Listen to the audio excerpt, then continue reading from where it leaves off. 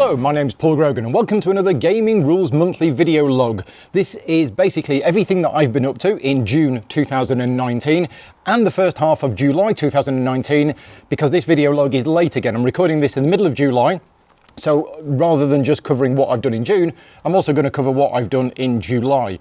Now you may notice I've changed the studio a bit. I'm filming outside today because it's a lovely day and I thought, oh, it'd be a great idea to film outside. However, sunshine, brightness, I've had to set up a load of things, so I don't know how this is going to come out. Apologies for any quality, or if the sun comes round and I get too bright. I thought about removing the sun thing and wearing a hat, but that didn't look right. Anyway, I'm experimenting with filming outside. I hope it's all okay. So thank you very much for watching, and again, as always, thank you very much to all of my Patreon supporters who make these kind of videos possible. I know this is just me talking about what I've done in the month, but a lot of the other content that I create is only possible thanks to my Patreon campaign. So if you are a supporter, thank you very much, and if you're not a supporter, then please consider supporting me. And let's get on with, first of all, everything that I've played in this 6-week period since the start of July. Now, this isn't in any particular order because I've just put everything into Board Game Geek and punched it out. So the first one on my list is Space Corp 2025 to 2300. I've played this according to my list 4 times in the last 6 weeks, and one of the reasons for that is I'm doing a review of it. I might even be filming the review this afternoon. If not, I'll be filming it tomorrow morning, and that review will be out by the end of this week. So if you want my full thoughts on the game, then yeah, please check out that review when it goes out. If it's not out as you're watching this, it'll be out very soon. I have played it 4 times, and 2 of those times I actually videoed and edited. So I've done a solo playthrough of the game, which is about 3 hours long. It's a lot longer than I thought it would be for a solo game, but that is me playing through the game, talking through everything that I'm doing. That video is on my channel now. And then a 3-player playthrough of the game, that's on my channel as well. So I've done 2 playthrough videos for this game. Again, all funded through my Patreon campaign, and I'll be doing a review of that yeah, later on this week, possibly even this afternoon.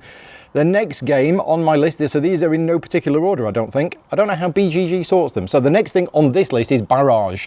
Now, I have a working relationship with Cranio Creations, and as such, Barrage is a game that I was lucky enough to bring a copy home back from Origins. I think they had a copy out on display at Origins, and I was talking to them about getting a potential review copy of the game because so many people that I know pointed it out to me as a game that I would enjoy playing, and it looked really cool and looked really interesting. So I think they gave me, at Origins, I think they gave me the copy that they had out for demo, and I brought that back with me, as far as I know. Now, the copy that I had is, I'm not 100% sure whether it is the final copy or not, because I've posted some pictures of me playing it, and I've had a lot of people asking me what's the component quality like, because unbeknownst to me, after I'd got a copy back from Origins and started playing it, people alerted me to the various issues about the production of the game, which has been well documented on their Kickstarter page, and a lot of people are not happy with it.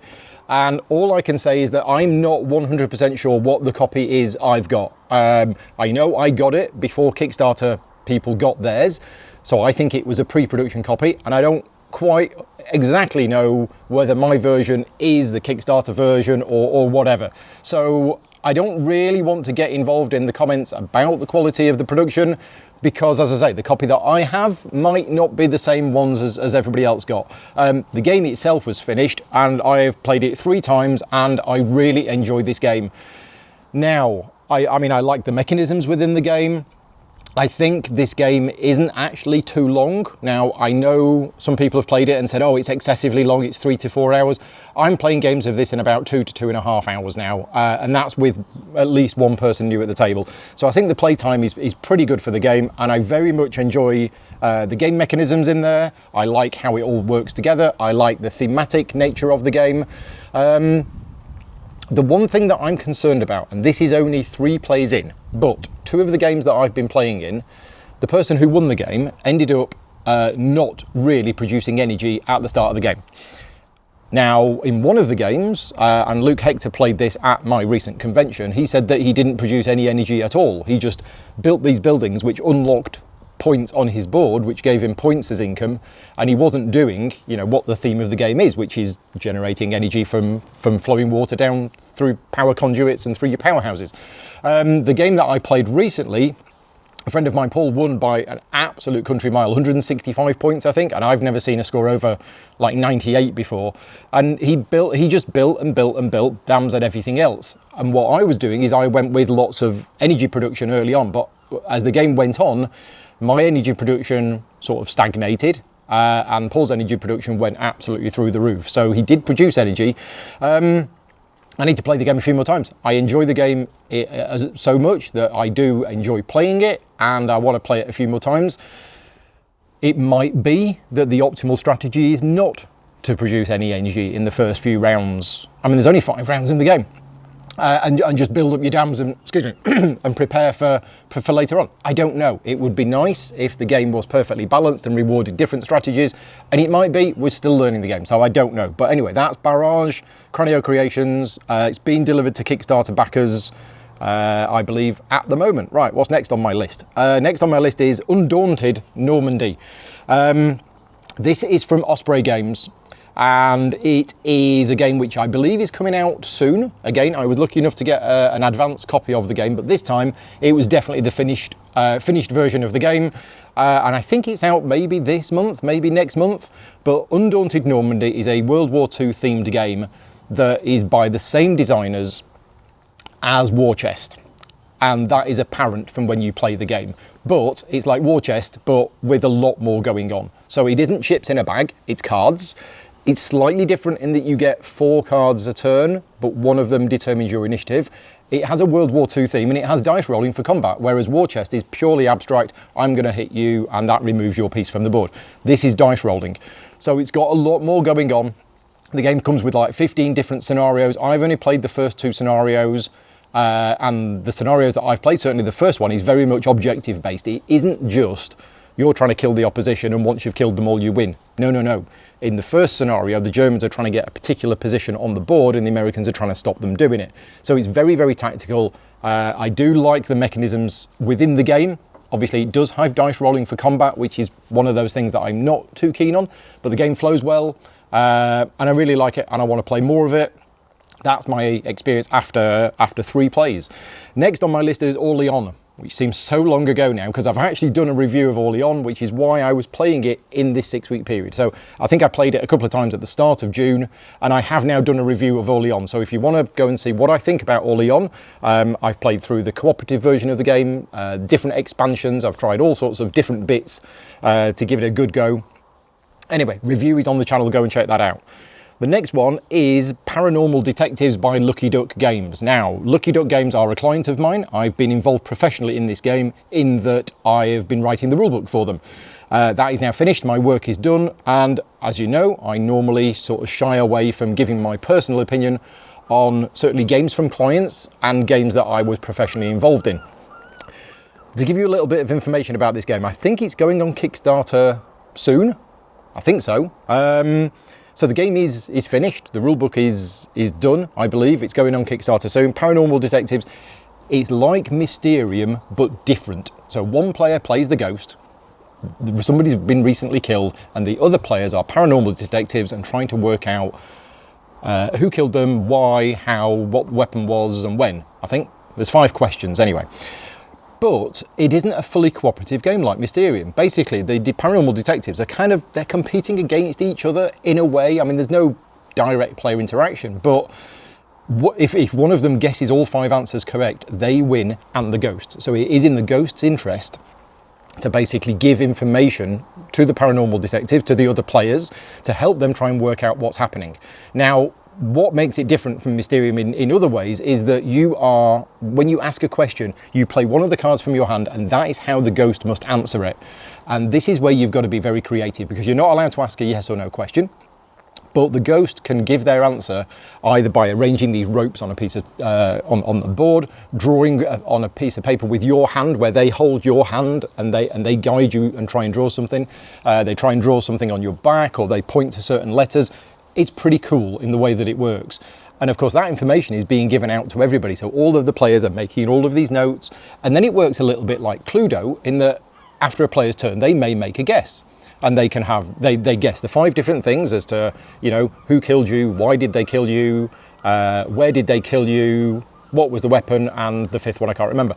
And if they get all 5 right, then they win and the ghost. But if they get it wrong, then the ghost makes a note of how many guesses they got correctly and tells them secretly how many guesses they got correctly, and then the game carries on. At the end of the game, when all players are out of cards or everybody's had 2 guesses, if nobody guessed it correctly, the player who guessed the most right answers earliest wins the game. That's essentially how it plays.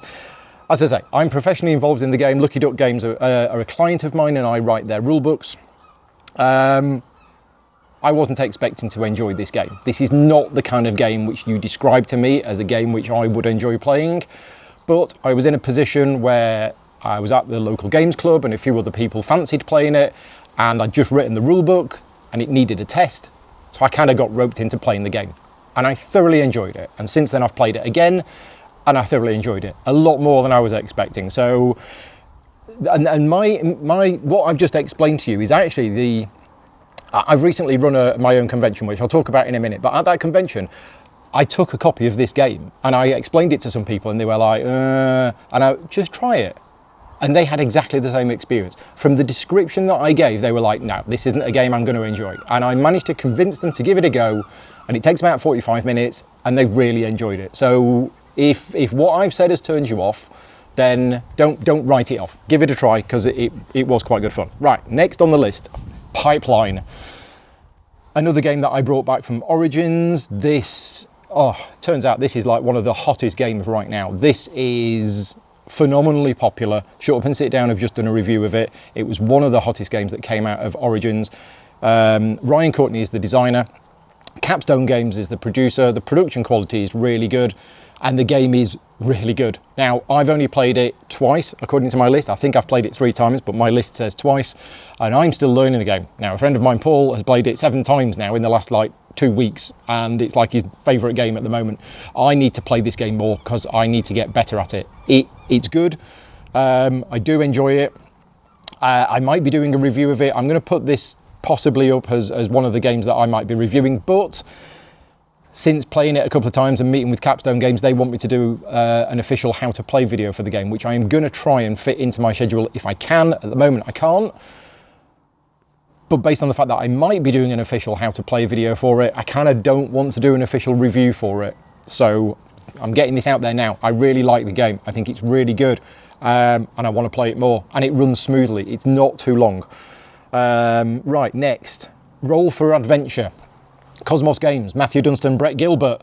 Really good, really enjoyed this game, and it's another one. I was hoping to like this game. Okay, this is a light, sort of family weight game, where you're rolling dice, you're fighting monsters, it's a cooperative game, and I thought that this would be a game that I would be able to play with my partner, Vicky, who really only likes cooperative games, and she likes fantasy, and I'm always on the lookout for games that we can play together. And to be fair, I've got loads of them now, we just don't have the time. But this is one that I thought it'd be a bit lightweight for me, but I'd give it a go. And I'm a fan of Matthew Dunstan and Brett Gilbert, and it looked nice. So I tried it, and I was like, wow, this was really good. I really enjoyed this game. It's got some cleverness to it. It is rolling dice, but you roll the dice and then you assign the dice. It isn't dice for resolution. It has a nice tempo to the game. It has a nice cooperative feel to the game. I am going to be putting this one up as a game which my Patreon supporters can vote on as one of the games that they can vote for me to review this month, because I want to play this game more. I did enjoy it. It is family plus weight, but it has some interesting options in it, and yeah, I just like how it plays. So that is Roll for Adventure. Next, Star Wars Outer Rim. That is another one that I have done a review of, so I've played it twice in this period of covering this video log. And if you want to find out what I think about the game, then go and check out my review. And I've also done a solo playthrough video, again, another patron bonus. I did a solo playthrough video of it, so if you want to see me playing through a solo game of it, then you can. Now, one thing, I did do a review of this game. However, I'm not 100% happy with my review. I did the review straight after I'd played the solo game, and I enjoy playing this game. Bit of a spoiler, I think the game's great and I really enjoy it, and it's extremely thematic. It captures the Star Wars feel straight away. Now, one thing that I have now learned is not to do the review straight after I've played the game. because I was a bit too excited. In the review, I spoke a bit too fast, and people commented that it was clear that I was just, I was a bit too excited about it. And to be fair, I didn't cover the negative points in the game as much as I should have done. And the game does have them, because at the end of the day, there is a random element to the game, and that random element is possibly too high for some. And for those people who know the kind of games I like, may have watched that review and thought, oh, Paul didn't really talk about the random element much, therefore it can't be there. It is there, okay? You will get a bounty to go and find Greedo, for example, right? And Greedo is one of the face-down counters somewhere on the board. And he might be on the next one that you find. Or he might be over the other side of the galaxy. You don't know. The balancing thing about it is that you always do something on your turn. So even if you decide to go to a planet and look for somebody, if you don't find Greedo, you'll find somebody else, and there'll be something else that you can do. So it's not a complete waste of time, but there is a random element in the game, and I don't feel, on reflection, that I mentioned that as much.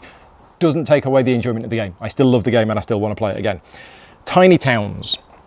So for those of you who don't know, I run twice a month a local board games group in Columpton. I started it, oh gosh, it must be 3 years ago now. Time flies when you get older. And I started this board games club 3 years ago with the whole intention of giving something back to the communities, what I wanted to do for my town that I live in. And the target audience for this group was local people who don't really know what modern board games are, to come along, try it out, see if they like it, and if they do, great. And over time, it's turned more into a group of friends that meet up and play games. It's fantastic because I have got to know now some of my best and closest friends through that club, and that's really good. But a couple of weeks ago, we were all sat down. I was about to play Star Wars Outer Rim. We were all set up. I knew who was coming.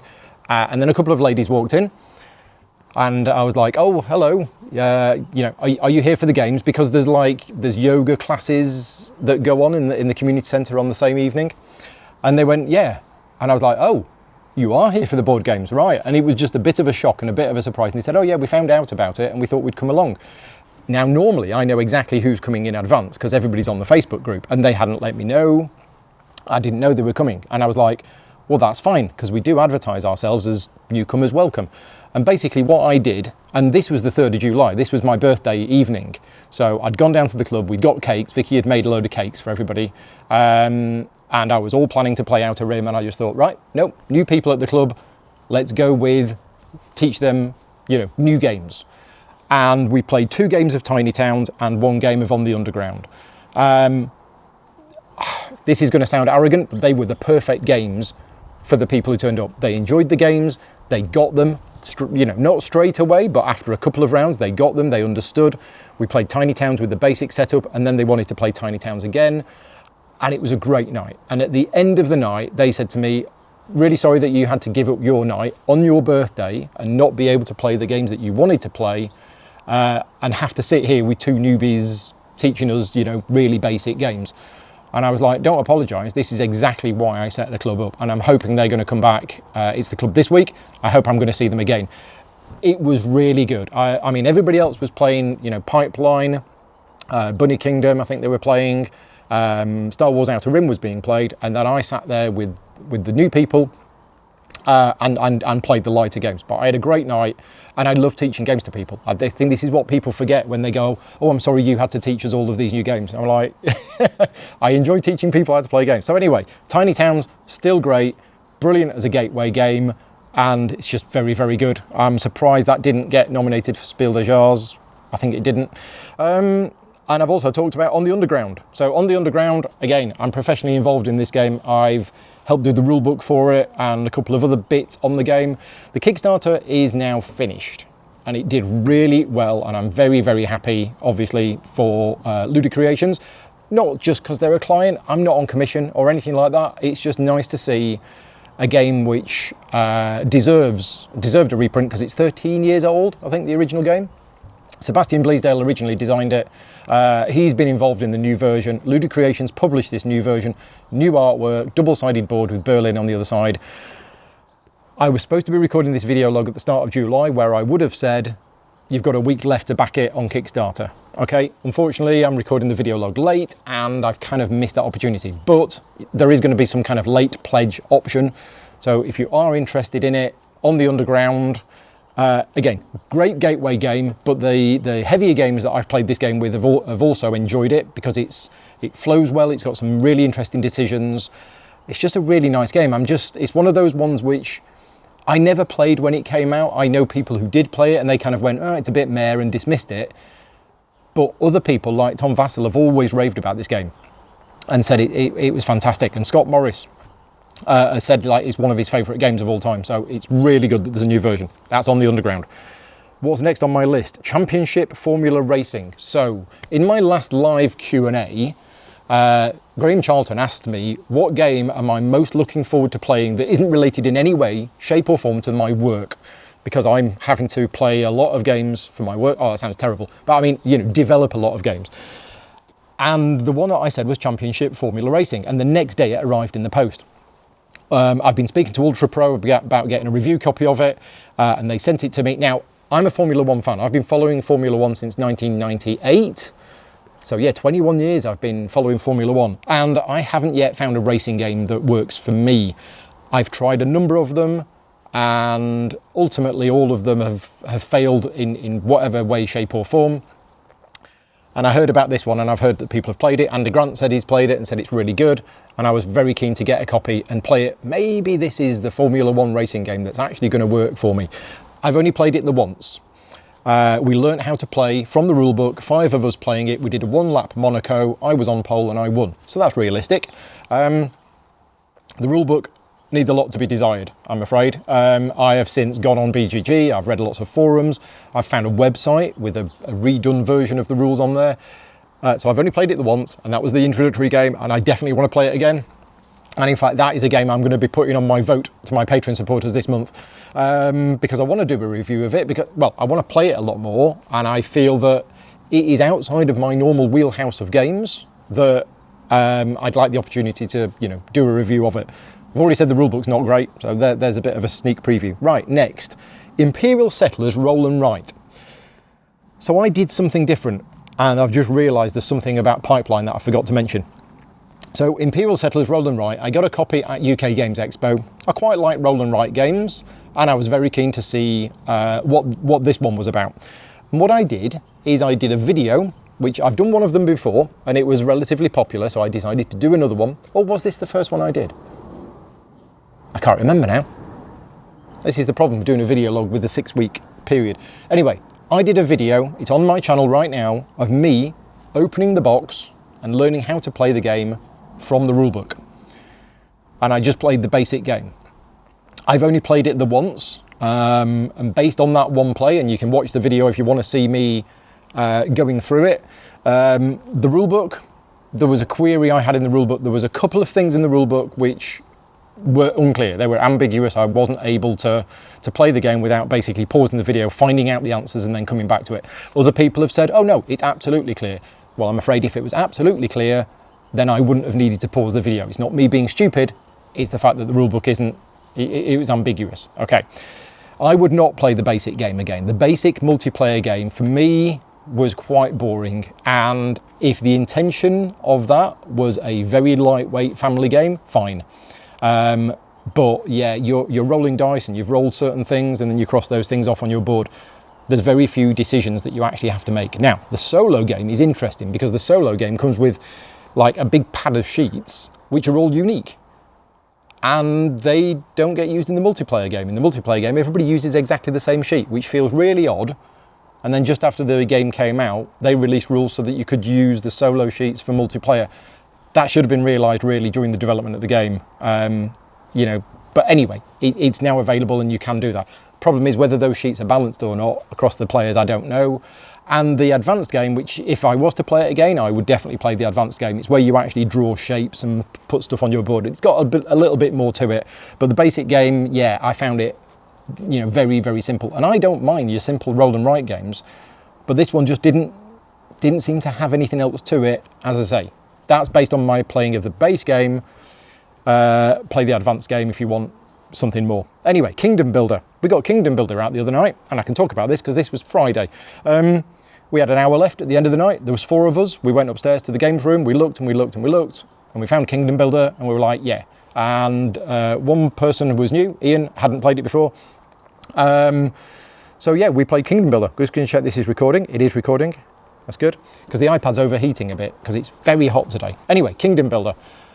I've done a review of Kingdom Builder months and months ago, possibly even a year ago. Great gateway game, really enjoy it. I do play it with a slight house rule, which fixes the problem that a few people have had, and like most of my house rules, people say, oh, it's not necessary. But when you play a game with somebody and they draw the same card 3 or 4 times on the run and get completely screwed because of it, and then, you know, say they never play the game again. And I've seen that happen 2 or 3 times.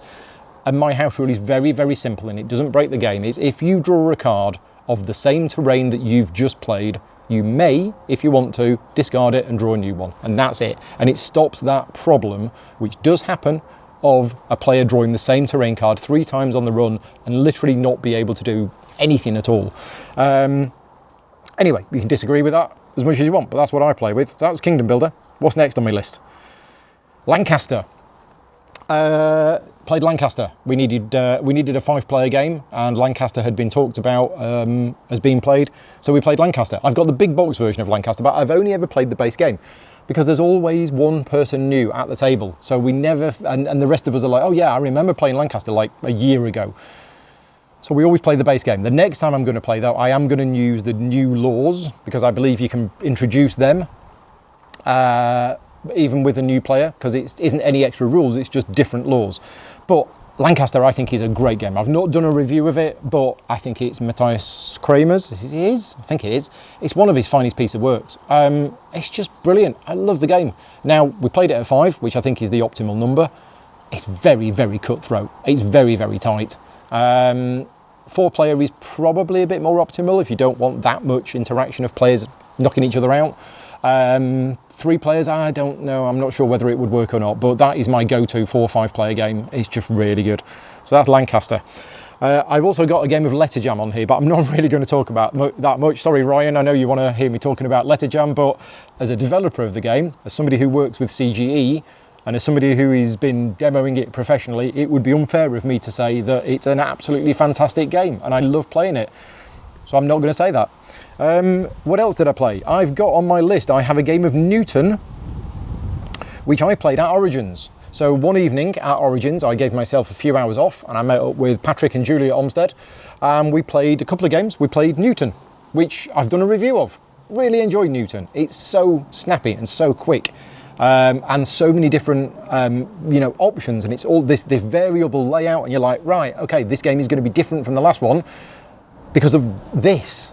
And it's just really good. Really like Newton, and I wouldn't ever say no to a game of Newton. Still not sure about the book strategy being a bit too much, but still a very, very good game. Also, I played Second Chance, which is Uwe Rosenberg. Very, very simple. Draw and write. Just, again, I talked about On the Underground and Tiny Towns being great as gateway games for new players. But Second Chance is great for the gateway to the gateway, because Second Chance is so simple and doesn't take long at all, and is fun because you're drawing shapes on a board, and that's it really. And I like the Second Chance rules. Basically, if you fill your board and you can't build anything, you get a second chance. You draw another card just for you, and if you can build that, great. But it's just very simple. Draw a card, there's a shape, draw the shape on your board. That's very, very simple. But I enjoyed it. Again, company. I like Patrick and Julia. I've got to know them over the last few years, so playing a game with them is always enjoyable. But yeah, the game was all right. Now, another thing on my list, two more to go. Let's go with Yokohama Jewel. Oh no, 3 more. Yokohama Jewel. I did a rules video on this. I did a tutorial and playthrough video. Me and Paul Luxton did a 2-player, because it's a 2-player game. And then I sent my copy to Tom Heath. Tom Heath has been holding my copy hostage for a few months. I've had to send him 1 compliment a day for the last month before he released the copy of Yokohama Jewel. He basically gave it me back, and then I played through it again because it's really good. Yokohama Jewel is really good. I like Yokohama. I think Yokohama's a great game, and Yokohama Jewel is just a nice stripped down 2-player version of it. Right, next we have Realm of Sand. So at my recent convention that I've just run, Realm of Sand was in the bring and buy. And a friend of mine, Ben, basically saw it, had heard about it, and thought, it's in the bring and buy, 20 quid, I'll give it a shot, because it's supposed to be good. So he bought it from the bring and buy. This was the Friday afternoon, the convention had just opened, it was all running smoothly, and I gave myself a bit of time to play the game. Really good. Really, really good. It's a cross between, what's it a cross between? We discussed this at the time. Splendor, something else, something else, I can't remember now. You're putting things on your, a little bit like Tiny Towns, sort of. You're putting pieces on your board, and then when you've made a particular shape that's based on a card in the middle, you then build that building. But that building then goes onto your board. Does it go onto your board? No, it doesn't go onto your board, that's it. But you can build buildings that give you these extras. It's just really good. So yeah, Realm of Sand. I didn't know much more about it. I think I'd heard one person say it was good. I have now played it myself. It is a game I would definitely play again. It's just got a really nice flow to it, a really nice feel to it. Thank you very much, Ben, for buying it and then inviting me to play. And yeah, I might look into getting a copy of that myself. It's all been very positive so far, isn't it, with the games that I've been playing? Let's finish off with something that's not so positive. And this makes me feel a little uncomfortable because a game came out earlier on this year and it was described as being a cross between Time Stories and an escape room game. What? Love Time Stories, love escape room games, narrative driven. This is going to be fantastic. The game is Undo and it's by Pegasus Spiel. So I get in contact with Pegasus. Again, I've got a working relationship with them. They said, oh yeah, the game's been really popular. They agreed to give me a review copy of it. We sat down to play it, me and Vicky. It was one of the worst gaming experiences I had this year. And to put things into context, I know people who love this game. Dave Loser from the Dice Tower. Hello, Dave, if you're watching. Loves it and says the complete opposite to me. He said this is one of the best gaming experiences he's had this year. This game is very Marmite. Now, I'm not trying to say who's right between me and Dave, because clearly that's me, but I have spoken to, I was joking there by the way, I've spoken to so many people who have been in the same position as me. They were looking forward to the game, they got it, they played it, and they were just frustrated, and they thought, what is this? This is just not anything. And I've spoken to lots of those people. But I've also spoken to a few people who've said the game was really good, we really enjoyed it. And it's like, interesting. So this is a game where there doesn't seem to be a middle ground. You either love it or you hate it. And I can tell you why we didn't enjoy it, is that we had no idea what was going on. We made 9 random decisions in the game, added up the scores at the end, and it said you failed. Play it again if you want to. Okay? Every time we got to a card and it meant we had a choice of A, B or C, we tried to work it out. We talked to each other. We didn't just, roll a dice and make a random decision. We tried to work out what it was telling us, and we thought about what was going on in the context of the story, and we chose something, and then we flipped over a card and it said -2. And we're like, well, why is it -2? We don't know why it's -2. Okay, and then we went to another one and it gave us a choice of A, B or C, and it gave some narrative, and we spent a token to look at another card and it gave us another clue, and then we picked A, and we flipped the card over and it said +1. Why is it +1? We don't know, but obviously that's good. And then at the end you add up your scores, and if you get less than 0, you've failed to save the person, and it suggests you play it again. So in a way, it's a bit like Time Stories in that you play the game, and if you don't succeed, you're supposed to leave it and then come back and do it again. And I don't mind that, because I don't mind that in Time Stories. We go back. And the next time, we know that option A on that one is a +1. So if we get to that option again, we'll choose option A and we'll get a +1. And we know that this option, option C on card number 4, is a -2, so don't do that again. So we played it through again, and we still didn't really understand what was going on. And guaranteed on that card number 4, we didn't choose option C again because we knew that was a -2. So we chose a different option and that gave us a +2, but we don't know why. And eventually, after our second play, we then read through the story at the end, and it was an interesting story, how it all fit together. But we were like, during the game, it was frustrating because we felt we had no control over what we were doing. We didn't understand the meaning of our options, and we just basically made sort of random decisions along the way. Now, that was Cherry Blossom Festival. There are 2 other ones. which I have a copy of. I need to convince Vicky to actually play them because neither of us really enjoyed it, but I want to try the others just to see if we were missing something, or it might be just one of those games that we don't get on with. Anyway, that is all of the games that I've played. God, that probably took me ages, but it was a 6-week period. So what's next to talk about? Let's talk about the Patreon changes in the month and the Patreon giveaway. So as mentioned at the start, this video and a lot of the other content that I create is only possible through my Patreon campaign. So if you want to support me and help make the show better and help me buy new equipment and produce more content, then please consider supporting me over at patreon.com/gaming rules. And every month I do a giveaway. And the giveaway for last month was a copy of Gloomhaven Forgotten Circles. Thank you very much to Cephalofair Games for giving me a copy of this to give away. Now, normally at this point I would cut across to the computer and I would do basically a random number generator. I've already done that. I did this at my convention, which I ran at the start of July. I did the draw live in front of everybody else because the winner might have been there, and then I could have just given them the prize. They weren't there. It was Martin Taffner. So congratulations, Martin. I've dropped you an email earlier on today. You might have already replied. This is yours. I need to get it to you somehow. Moving forward, the competition for this month is to win Siege Storm by Awaken Realms Light. Now, I've done an unboxing video of this where I talk a little bit about the game. And as part of that unboxing video, I basically said that at some point in future, I'm going to be giving away a copy of the game.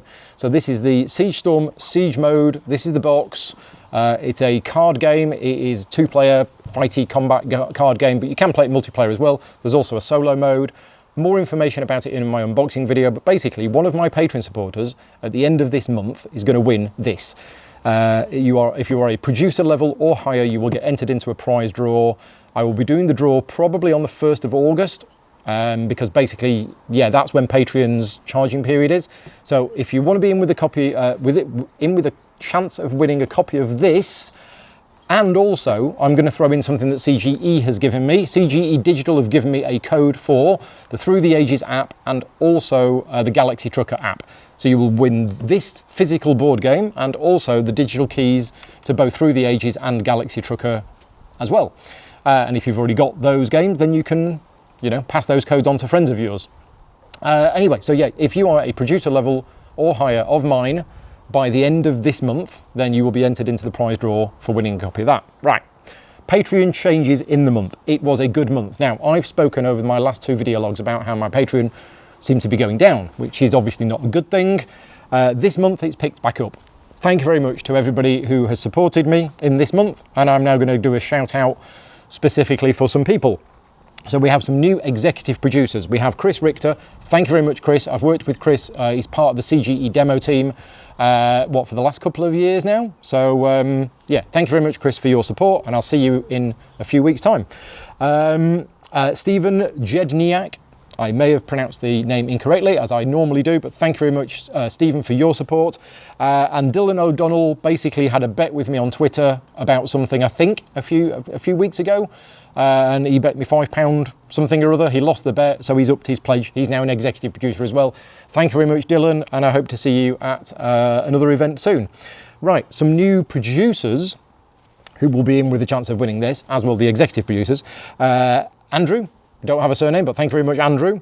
Derek Hodge, thank you very much, Derek. Duncan Popham, thank you very much, Duncan, for your support. Erin Sonderfen, thank you very much, Erin.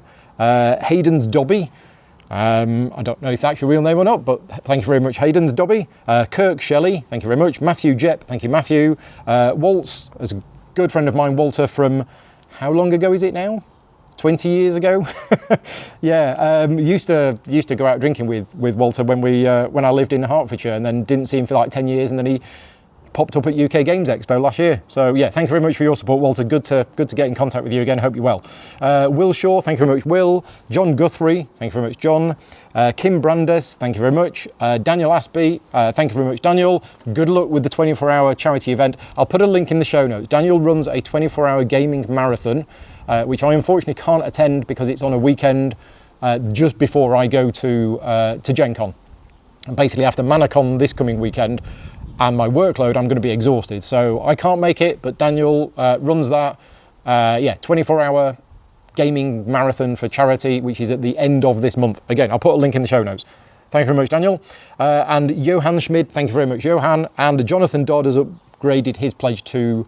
in fact, everybody from John downwards is not a producer level, but I'm saying thanks anyway. So yeah, thanks to you all. Right, content that I produced. So in June and July, I did a review of Outer Rim, as I mentioned earlier on. I also did the solo playthrough of Outer Rim. So if you're interested in what I thought about the game or seeing me do the solo playthrough, that is on the channel now. The On the Underground videos went live. So I did an On the Underground video, which was a tutorial and playthrough video, which Ludi Creations then asked me to split into two. So there are two videos on my channel. There is the tutorial part of the game, where I teach my friends how to play, and then there's the playthrough, where me, Paul, and Dan played through a 3-player game of it. So they're on the channel now if you want to go and find out more about those games. Space Corp, as I mentioned earlier on, I did the multiplayer playthrough and the solo playthrough, and I'll be doing a review very soon. And I also did a live Q&A. I did June's live Q&A at the start of July. Why did I do it at the start of July? Because I've just had fibre broadband installed, which is something I've been waiting for 2 years. So I did my live Q&A the day after the fibre broadband went live. It was on the 2nd of July, and the quality is a lot better than it used to be with my terrible upload speed and really blocky connection. So yeah, so that's the content that I produced. Except I forgot to mention the 2 videos where I learnt how to play the game from the rulebook and then filmed it. So the first one was Imperial Settlers Roll and Write, which was a solo playthrough of it. And then I also did the same with Pipeline, where me and Paul sat down, learnt how to play from the rulebook, and then played through the game. So those videos are on the channel as well.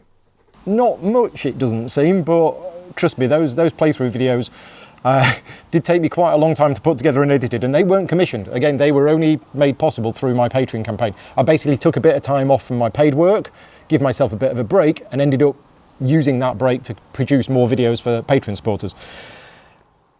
Right, at the start of July, I hosted an event called Ting, which is This Is Not GridCon, which confused everybody, including ourselves. So this year, for the first time, I'm hosting my own board game convention, and it's called GridCon, which is Gaming Rules in Devon, which is where I live. But the venue that we wanted for GridCon, we could not get in July. And I have done a games weekend in July every year for the last 10 years. So I didn't want to not do one, but we also didn't want to call it GridCon if it was only going to be 1.5 days at a venue with no accommodation. Because what we wanted to avoid, I say we, me and my partner Vicky, we've done all this together. All of the planning, all of the organisation, and thanks to everybody who's helped out. You know who you are. But yeah, I couldn't have done it without your support and help. But anyway, what we didn't want is we didn't want people to turn up to GridCon 1 and go, this isn't very good. You know, it's at a venue. It's only a day and a half. There's no accommodation. And there's no real food. That's not very good. And it put a downer on the name GridCon. So GridCon 1 is actually going to be in November. And what we did at the start of July was GridCon 0, which was Ting, which is This Is Not GridCon. It went really well. I mean, I'm saying that as the organiser, and I'm saying that as somebody who suffered a massive amount of stress and anxiety in the 2 months leading up to it for a number of reasons. And then it went really, really well. And I know people will say, oh, I told you it was always going to go well. What was the point in you worrying about it? Well, when you're a month away and you've only sold 45 tickets to a 150 people venue, and you've got, you know, other content creators refusing to tell people about it, that kind of hurts a bit. You know, when you're doing your own convention, you would hope people would share it, even if they can't come themselves. At least tell other people, oh, you know Paul Grogan, that friend of ours, yeah, he's doing his own convention. If you're interested, go along. And a lot of people did. And thank you very much to all of the people who shared it and everything else. And we had about 110 people in the end, so we weren't at capacity, but the event went really well. Now, there's a few things on the feedback forms of things we can improve next time, but overall, the feedback we got was almost all positive. And the minor things that people had to say, we've already put things into place to fix them next time. So yeah, thank you very much to everybody who came along to Ting. It was just really good, and months and months of work went into that, and it was great to see everybody playing games. So speaking of Ting, let's talk about GridCon 1. GridCon 1. is happening at the end of November this year at a hotel in Tiverton. It's a 3-day board gaming event. We have a number of people coming. Well, we've sold 88 or 89 tickets so far. We've only got space at the moment for 150 people. So if you are interested in coming and you're watching this, please don't delay in booking, because whilst I was having bad feelings about Ting because I wasn't selling enough tickets, I'm going to have bad feelings about this one because tickets are going to sell out. And, you know, we've already sold nearly 90 tickets, and this isn't until the end of November. Ticket sales have been going really well. We've got a number of designers who are going to be coming. Currently, we have Vittel Lacerda, we have David Mortimer, we have David Turtsey, we have Alan Paul from Surprise Stare Games. It's going to be great, and I can't wait. And I have no stress or anxiety about it at all, apart from the layout of the room and the tables and the tablecloths. I have no worry about, you know, not selling enough tickets. I'm really looking forward to it. So that's the end of November. And again, thank you very much to everybody who has supported me for the last few months with this, because yeah, without you propping me up, I wouldn't have been able to do it. What else am I doing in July? Well, this weekend I'm off to Manacon. Manacon has been running for 35, 36 years. I think it was 2000 and... I was going to say something, then I'd get in trouble if I said it. 1983, that was it. It's 1983 when it started. So it's been running 36 years. Manacon used to be my favourite UK convention. That has been replaced by HandyCon. No slight to the people who run Manacon, because Manacon is still fantastic, but HandyCon is a more rounded convention, and HandyCon does so much more. It has so much more to offer. Manacon is essentially a big room of people playing games, and that's it. And I love it for that. The venue's great, very cheap accommodation, very cheap food. You know, the accommodation isn't great, but I don't mind that. It's just a little room. It's just one of the conventions that I've been going to for a long time, way before Gaming Rules was formed. I first went to Manacon in the early 90s, I think. Anyway, I'm going there this weekend. If you're going to be there, I'll see you there, and I'll play some games with you. I get back from Manacon. I'm here for a week. I have the Roman Roll video to do. So the Roman Roll game, which is David Turtsey and Nick Shaw, I've been helping them write the rulebook for the game. I'm blind testing the rulebook at Manacon, and hopefully that's finishing soon. And then they're going to send me an updated advanced prototype straight after Manacon. And before I go to Gen Con, I'm filming a video. I'm filming a tutorial and playthrough video of Roman Roll next week. And I should hopefully be also doing a video for Welcome to Dino World, if I can fit that in. So 2 videos, 2 tutorial and playthrough videos next week is the plan. Then I'm off to Gen Con. Yeah, I think that's everything. That's pretty much everything on my list. Oh, started watching season 9 of Walking Dead. I said I'd give you a bit of personal information about what I'm doing. We started watching season 9 of Walking Dead. And I've been doing some painting as well. I set myself a goal before Ting to paint through all of the miniatures from Red Alert Fleet Warfare. That didn't happen at all, because the week before I was basically spending every night getting everything ready, so I didn't have a chance. But anyway, I've been doing a lot of painting. My eyesight is gradually getting worse, so I'm having to get stronger and stronger glasses. But yeah, done that. So that's it. That's all the games I've been playing. Shout out to all the patrons. I've done the contest. I've told you about all of the content that I've created, which doesn't seem that much, but I've been spending a lot of my time doing rulebooks as well. I spent a lot of time working on the rulebook for Oathsworn Journeys into the Deepwood, which is going to be a massive, massive game that comes out on Kickstarter later this year. That's been a lot of work. Yeah. Anyway, let's wrap things up there. Thank you very much for watching. If you've got any feedback about this video log, please let me know. Always keen to hear your comments and your feedback. Should I film it outside again? I've no idea. It might be all too bright. Anyway, without further ado, take care. Thanks very much for watching, and I'll see you next time.